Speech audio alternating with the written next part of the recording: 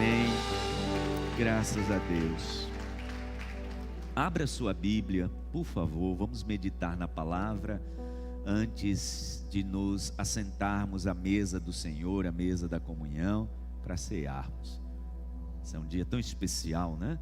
Para nós cristãos. Para nós cristãos evangélicos, a Páscoa, ela é relembrada todo momento que a gente participa da Santa Ceia, né? Então, esse é o momento de celebrarmos a morte e a ressurreição de Jesus. Abra sua Bíblia, por favor, no Evangelho segundo escreveu Lucas, capítulo 19. Nós vamos ler os versículos 9 e 10.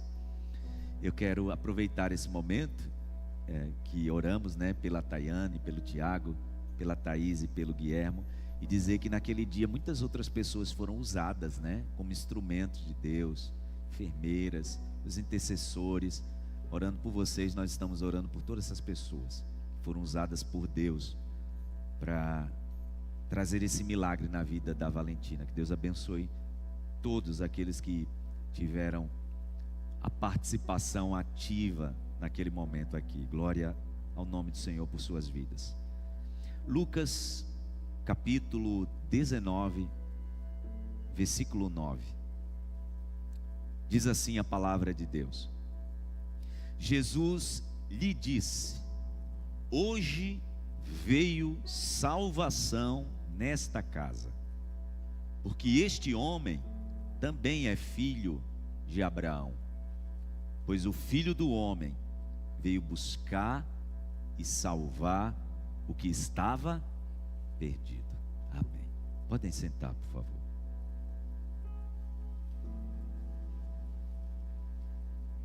Pois o Filho do Homem veio buscar e salvar o que estava perdido. Essa era a condição de Zaqueu, né, gente? Nós conhecemos muito bem essa história aqui. É interessante que a palavra que Jesus usa, lá no original, no grego, a palavra perdido, tem esse significado de algo que está, deteriorado, quebrado. A palavra grega usada por Jesus tem esse significado, algo que está destruído. Olhe bem para mim, algo que está arruinado, algo que está deteriorado. Quando Jesus diz, o Filho do Homem veio buscar e salvar aquele que estava perdido, está falando aquilo que estava destruído, arruinado, deteriorado, sem utilidade. Esse é o significado da palavra. Algo sem utilidade, deteriorado. Essa era a condição de Zaqueu, né, gente? Era um judeu, completamente rechaçado pelos seus irmãos. Imagina um judeu considerado por todos um traidor. Zaqueu, quando ele passava, e obviamente ele sempre estava acompanhado de uma escolta de soldados romanos, até porque ele não era como Mateus apenas um cobrador de imposto, né? A palavra diz que ele era o chefe dos publicanos. E todo publicano, gente, para um judeu era considerado uma pátrida, um traidor.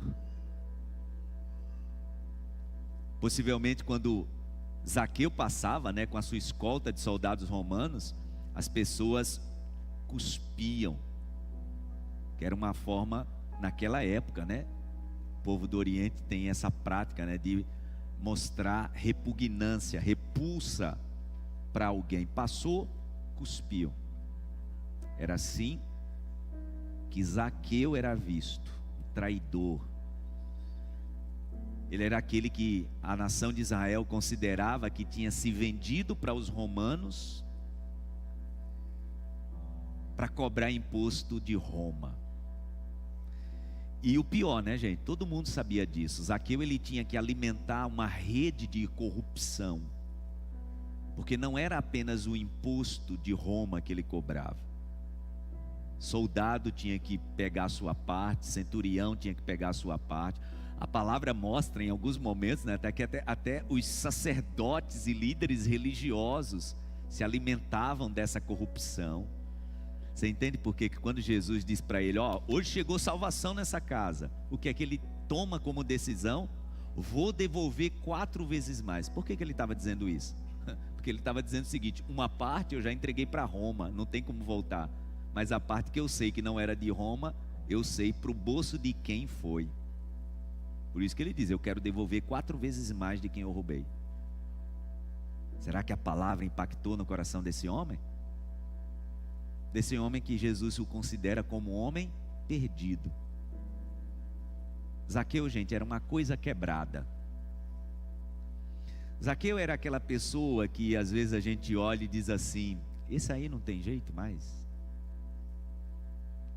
Sabe quando a gente está orando por alguém da nossa família, alguém que a gente conhece, diz assim, Senhor, eu estou até orando, mas eu olho e não vejo mais. E você sabia, meu irmão, que Deus, Ele é especialista em coisa quebrada? Ele é especialista em coisa quebrada. Jesus está dizendo exatamente isso. Hoje, como se Jesus estivesse dizendo assim, eu sei que religiosos, sacerdotes, essa turma aí, hipócrita, está todo mundo me criticando. Mas eu estou aqui, porque esse homem aqui, essa coisa quebrada aqui, chamada Zaqueu, eu sei que ele precisa de conserto.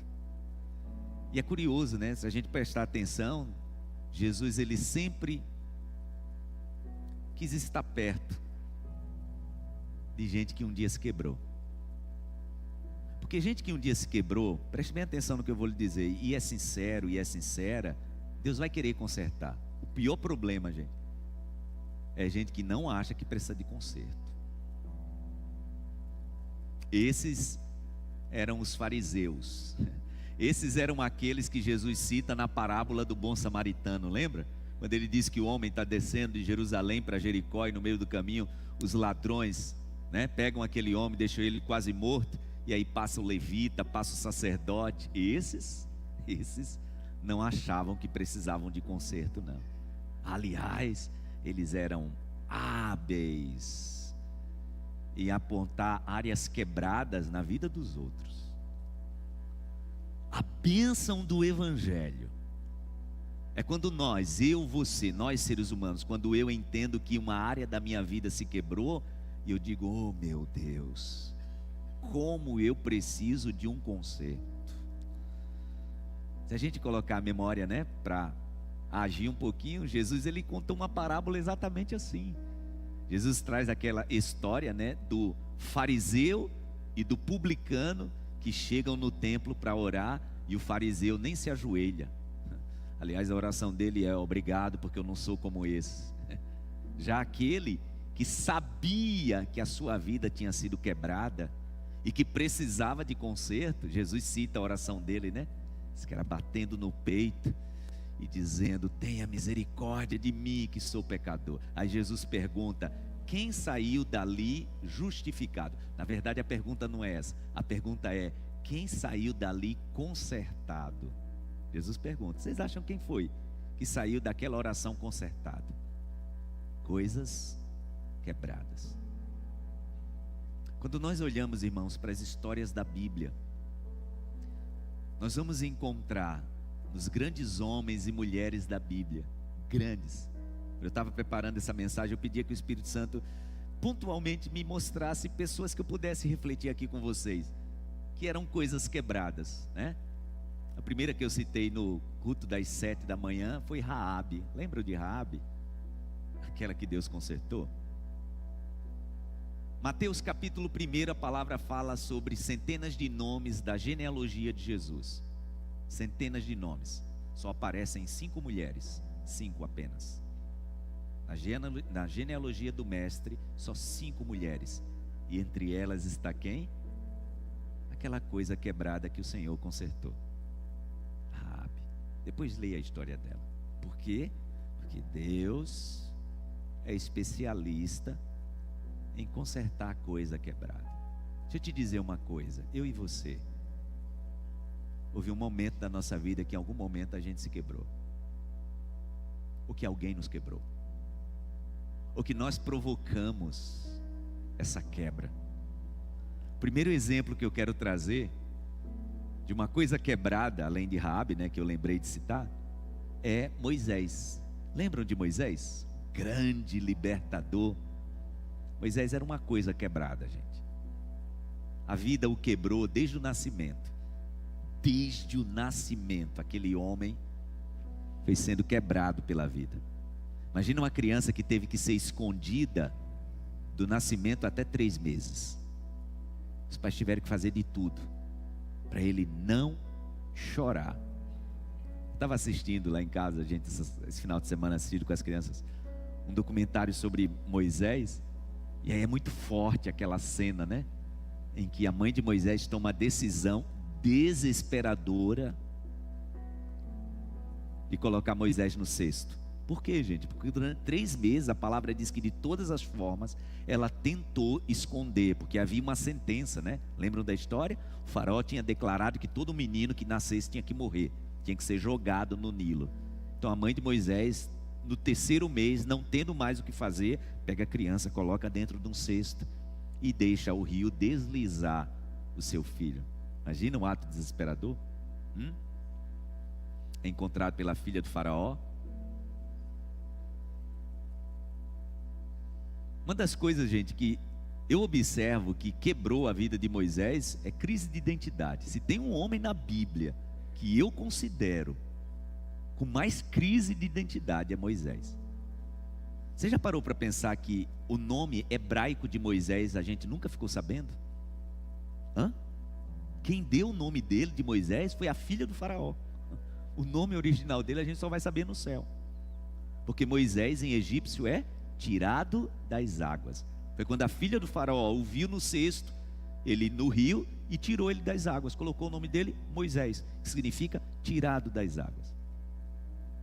Aí a palavra diz que aparece Miriam, a irmã mais velha de Moisés, e diz para ela: olha, tem uma ama de leite, quer que amamente? Aí Moisés foi amamentado pela mãe dali até os 5 anos.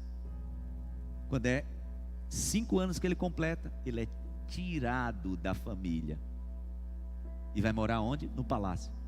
Quer mais crise de identidade do que isso? Moisés cresceu, gente, até os 40 anos sem saber o que ele era.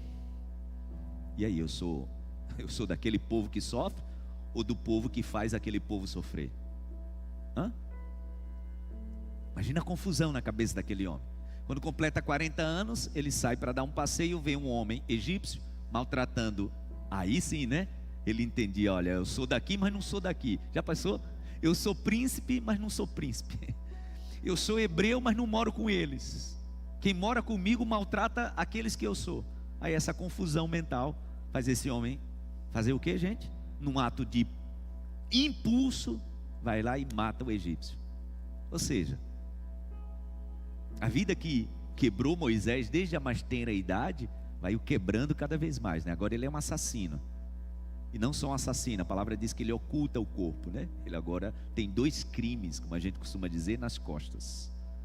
Tem que fugir para o faraó não o matar. Quer mais crise de identidade que isso? Aí agora, os próximos 40 anos de Moisés é vivendo entre outro povo. Imagina, os primeiros 5 anos com um povo, os próximos 35 anos com outro povo e outra cultura. Agora Deus o tira dali e ele vai passar 40 anos com o povo de Midian, que era um povo, né, que era meio politeísta. Vai casar com a filha do sacerdote, que era meio politeísta, meio monoteísta. Quer crise de identidade maior que essa? Só que é assim que Deus vai nos consertando, né? E aí, quando Deus aparece a ele naquela sarça, né? E diz para ele: agora você volta e vai libertar o meu povo. Qual povo? Aquele que eu vivi 35 anos vai ter que liberar o povo que eu só vivi 5 anos. É isso mesmo, Moisés. Deixa eu organizar tudo na tua mente. Deixa eu consertar tudo que está quebrado em você. Por quê? Porque Deus é especialista em coisa quebrada.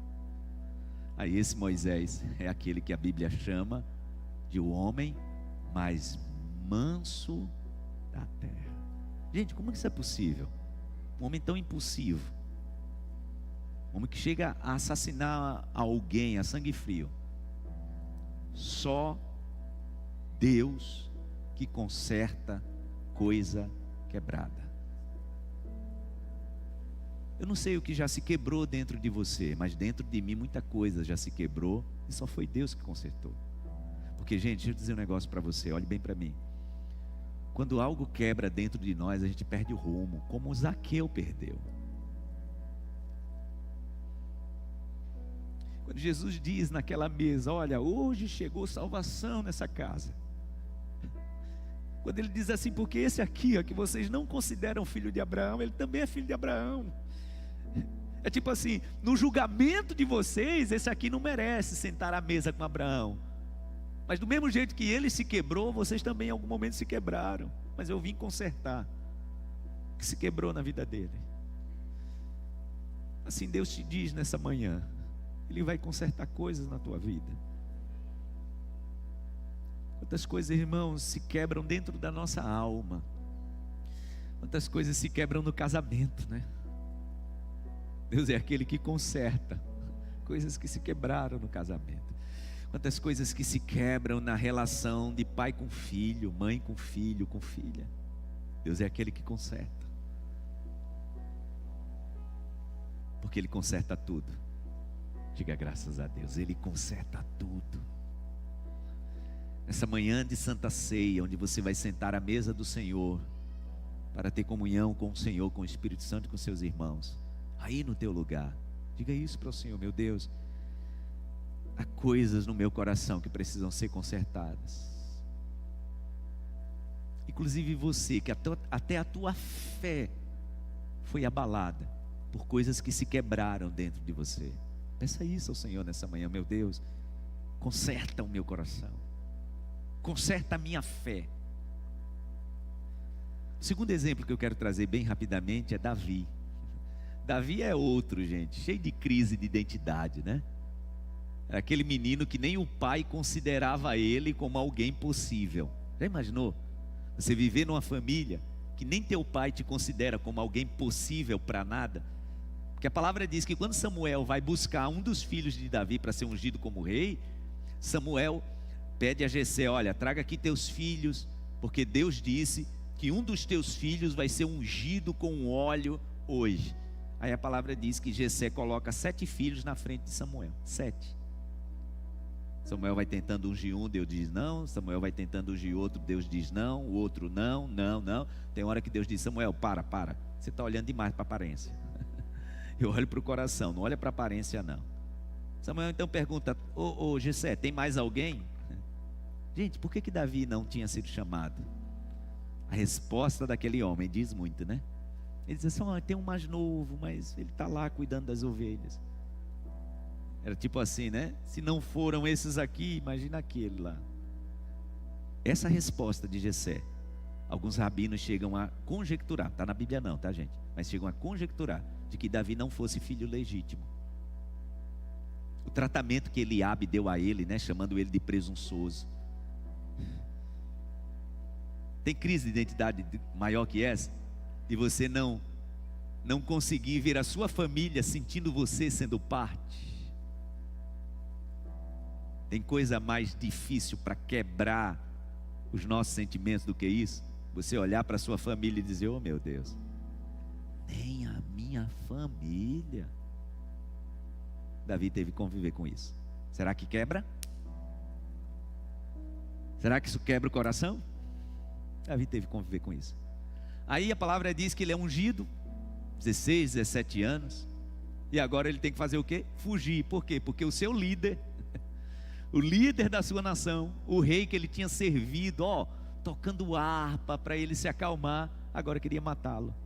Ele passa 13, 14 anos fugindo de um lugar para o outro. Quer mais coisa que quebre a alma do que isso? Você ter alguém como referência, se a pessoa começar a lhe perseguir? Aí 15 anos aproximadamente depois, Deus estabelece ele como rei. Davi é ungido 3 vezes, tá gente? Davi é o rei de Israel, o único rei de Israel que é ungido 3 vezes, na casa do pai, em Ramá, apenas por algumas tribos de Israel, e depois ele assume todo o país, né? 3 vezes ele é ungido. E aí depois que o seu governo está estabelecido e tal, mas por dentro, né? Ele estava todo quebrado, porque é assim que acontece, tá, gente? Olhe bem para mim. Todas as vezes que coisas foram quebradas dentro de nós, não foram consertadas, isso será usado, infelizmente, para a gente quebrar coisas na vida dos outros.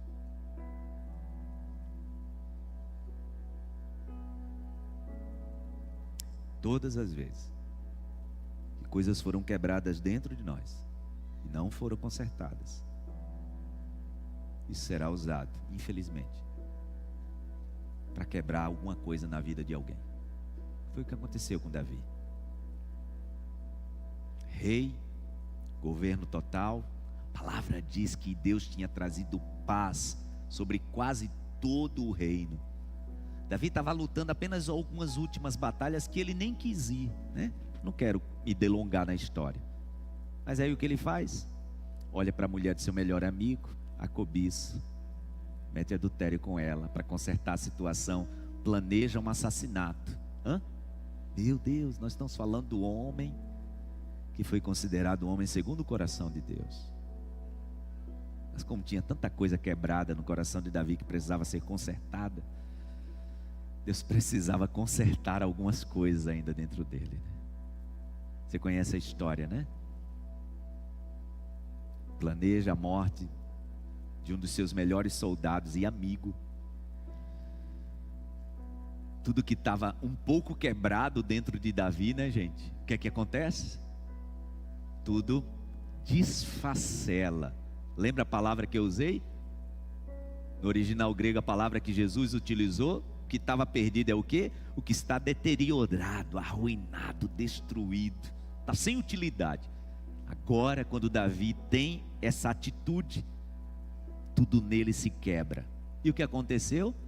Deus é especialista em consertar o quê?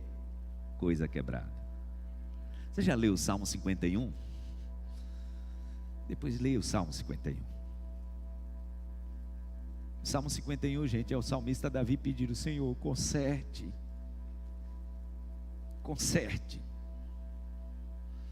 Quando ele pede assim, gente, não retire de mim o teu espírito, ele está dizendo: estou precisando de conserto. Eu não estou me conhecendo, eu não estou me reconhecendo, então eu preciso de conserto. Tem gente aqui nessa manhã pedindo isso para Deus, peça mesmo. O Senhor quer consertar, porque Ele é especialista em coisa quebrada. Você já percebeu como é que a gente trata a coisa quebrada? Hoje não muito, né, gente? Que hoje as coisas elas são tão descartáveis, né? Mas antigamente, quem é que não tinha em casa, né? Um tubinho de cola de Super Bond, né? Eu ainda tenho.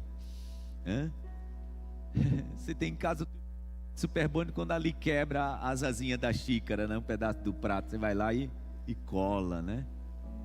Tem áreas da nossa vida que está assim, né? Toda remendada, toda cheia de ajustes de Deus. Mas deixa eu dizer, Ele não deixa assim. Quando Ele conserta, Ele deixa tudo novo. Ele deixa tudo novinho, porque foi assim que Ele fez com Davi. Por isso que esse homem, com essa história, né, tenebrosa que eu contei a vocês, esse homem é considerado o homem segundo o coração de Deus. Por quê? Porque Deus consertou tudo na vida dele. Você pode aplaudir ao Senhor por isso. Ele conserta tudo na nossa vida. Ele conserta tudo no teu coração. Você está dizendo: pastor, é possível? É sim, Ele sabe que tem coisa no teu coração que está quebrado, e Ele vai consertar. Creia nisso. Você crê nisso? O último exemplo que eu quero trazer é de Paulo, né? Antes chamado de Saulo. Era outro homem cheio de crise de identidade, né? Era aquele homem que era judeu, mas a religião. Tem outro problema, tá, gente? Tem gente que foi quebrado pela religião. Saulo era esse, né? Ele era tão religioso que a religião tinha quebrado a alma dele e a essência de Deus. A religiosidade. Sabe, gente que vive só em cima de regras e de religiosidade? Esse era Saulo. Era tão religioso que arrastava crianças pelas ruas de Jerusalém, achando que estava fazendo um serviço e um favor para Deus. Esse era Saulo. Um homem que a religião deixou a alma dele em pedaços. Era um homem que tinha perdido até sentimento por causa da religião. Paulo era um religioso. Aliás, ele diz no testemunho para os apóstolos: olha, se vocês eram guardadores da lei, eu era muito mais que vocês.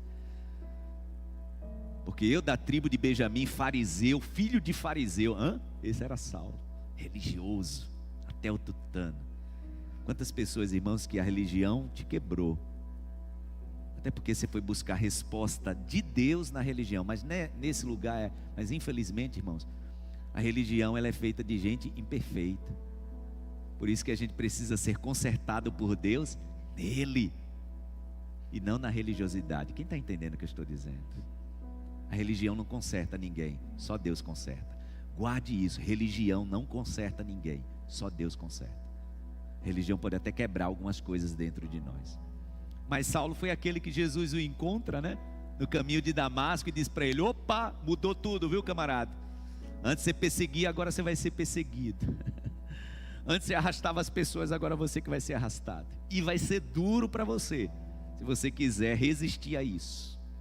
Vai ser duro para você.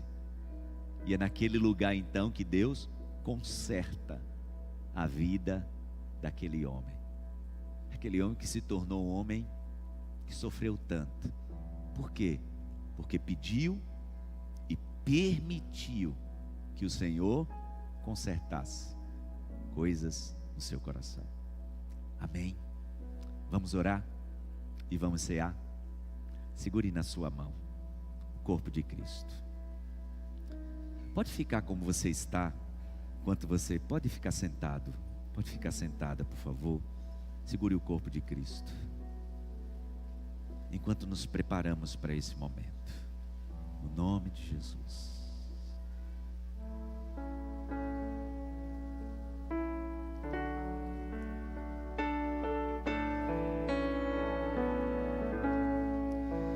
A minha alma estava longe do caminho dos céus. Eu era pobre, desprezível pecador, mas Jesus já transformou minhas trevas em luz, quando Ele estendeu a sua mão para mim. Jesus estendeu sua mão, quando Ele estendeu sua mão para mim,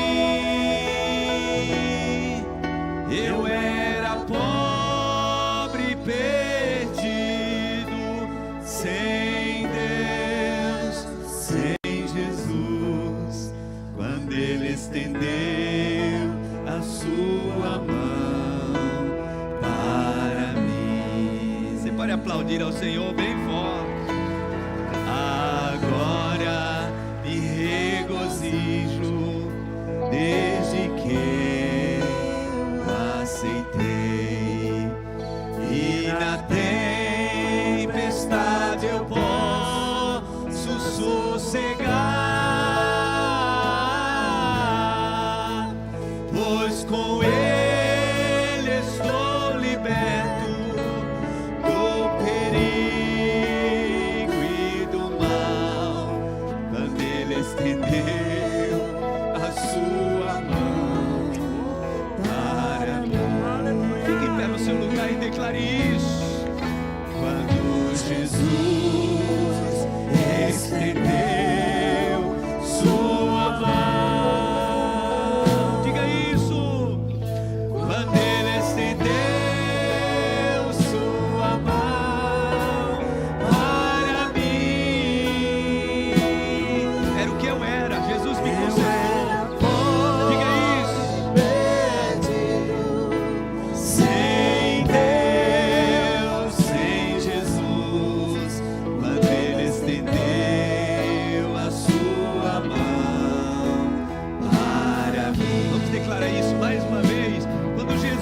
estendeu, quando Jesus estendeu sua mão. foi assim que Ele me consertou, diga isso. Quando Ele estendeu, Foi assim que Ele consertou a minha vida. para mim, Foi assim que Ele consertou o meu coração. Oh, Ele consertou a minha vida, diga isso. Ele consertou a minha vida, diga isso. quando Ele estendeu sua mão para mim. Levante bem alto as suas mãos e declare isso. Quando Jesus estendeu sua mão. Essa é a nossa declaração nessa manhã, meu Deus. Quando Ele estendeu sua mão. É assim que o Senhor para fez. mim. É assim que o Senhor consertou tudo. Era pobre, perdido, sem Deus, sem Jesus. Quando Ele estendeu a sua mão para mim. Eu era pobre e perdido, diga isso. Eu era pobre, Quebrado, perdido, estava todo quebrado, toda quebrada. sem Jesus. Quando Ele estendeu a sua mão para mim. Segure na sua mão o corpo de Cristo. Estes elementos que você está vendo aí são um símbolo maior desse conserto de Deus. Esse conserto de Deus para nós. O pão e o vinho simbolizam o seu corpo e o seu sangue. Sangue que nos purifica de todo pecado. Conserta, meu Deus, conserta esse casamento. Conserta esse coração que está em pedaços. Conserta essa alma que está desfacelada. Conserta, meu Deus, esse espírito que está abalado. Conserta, meu Deus.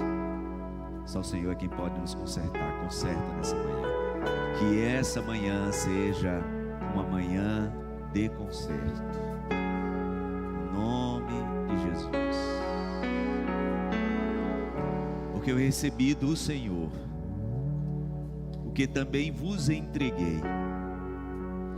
O Senhor Jesus, na noite em que foi traído, tomou o pão e, tendo dado graças, o partiu e disse: tomai, comei, isto é o meu corpo que é dado por vós.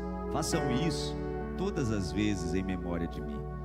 Semelhantemente, após a ceia, ele tomou o cálice e disse: este cálice é a nova aliança no meu sangue. Façam isso todas as vezes que o beberdes em memória de mim. Porque todas as vezes que comerdes deste pão, beberdes deste cálice, vocês anunciam a morte do Senhor até que Ele venha. Jesus está dizendo: todas as vezes que vocês fizerem isso, eu vou consertando coisas dentro de vocês. Você entende porque Ele manda a gente repetir isso até que Ele volte? Para que sejamos consertados. Eu consagro a Ti, meu Senhor, neste momento, o pão e o vinho, símbolos, elementos daquilo que representa o Teu corpo e o Teu sangue, sangue de uma nova e eterna aliança, sangue que nos purifica de todo o pecado. Consagro a Ti, em nome do Pai, do Filho e do Espírito Santo de Deus. Amém e amém. Segure na tua mão o corpo de Cristo. Levante-o na sua mão direita. Feche os teus olhos e faça um pedido especial ao Senhor.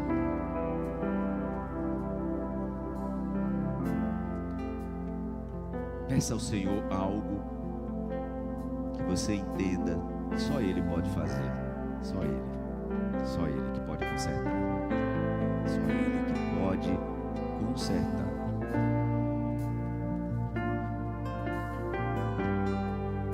Peça e lhe será dado. Batam e a porta se abrirá. Procurem e achará. Desce. Glória a Deus. Glória a Deus.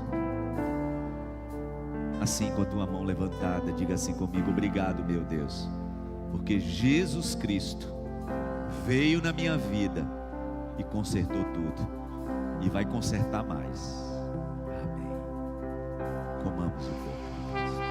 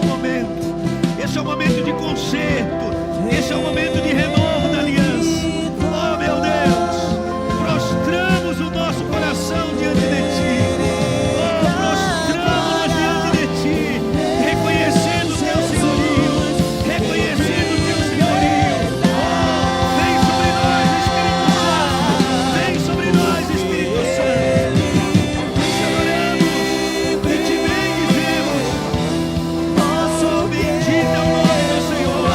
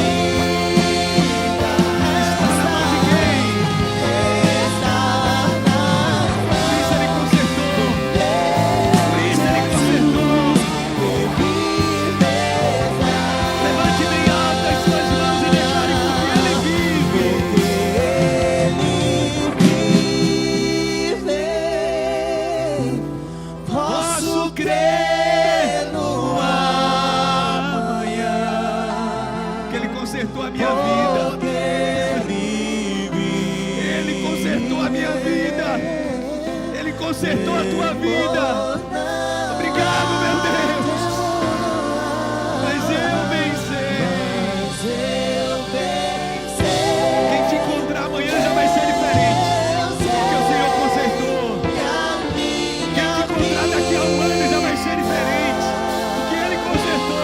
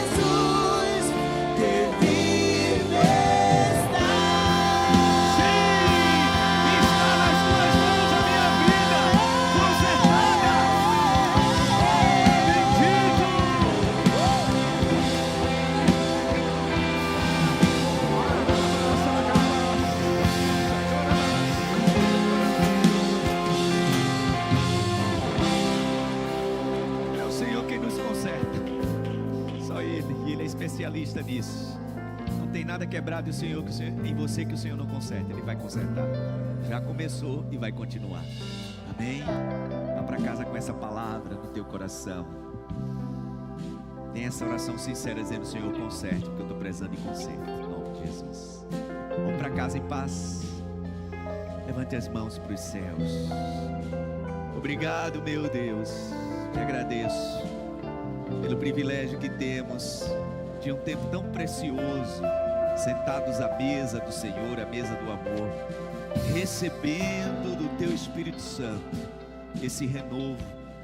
Temos declarado aqui na comunidade Farol, meu Deus, que o ano 2024 é o ano do Espírito Santo. Podemos sentir esse mover em nós, consertando todas as coisas. Continua fazendo isso. Obrigado por cada família aqui nessa manhã. Obrigado pelas famílias que estão agora em casa nos acompanhando, em algum outro lugar. Que Deus abençoe. No nome de Jesus nós pedimos, Pai, que o Senhor abençoe estas famílias, que o Senhor conceda graça. No nome de Jesus te pedimos que o Senhor toque de forma especial. Possamos sair daqui nessa manhã cheios do Espírito Santo, renovados e com o coração, meu Deus, tendo uma certeza de que o Senhor é aquele que conserta tudo aquilo que está quebrado, o Senhor conserta. Saímos daqui renovados pelo Espírito Santo, no nome de Jesus. Dá uma semana abençoada aos teus filhos, uma semana de paz, cheia da presença do Espírito Santo, e que milagres aconteçam, meu Deus, na vida, no caminhar dessa tua filha e desse teu filho. É o que eu te peço, no nome de Jesus. Que a graça do Senhor e Salvador Jesus Cristo, o amor de Deus, o nosso eterno Pai, a comunhão e a consolação do divino e eterno Espírito Santo esteja e permaneça sobre todos, hoje e para sempre. Amém e amém. Aplauda ao Senhor. Deus abençoe. Foi paz. Saia daqui declarando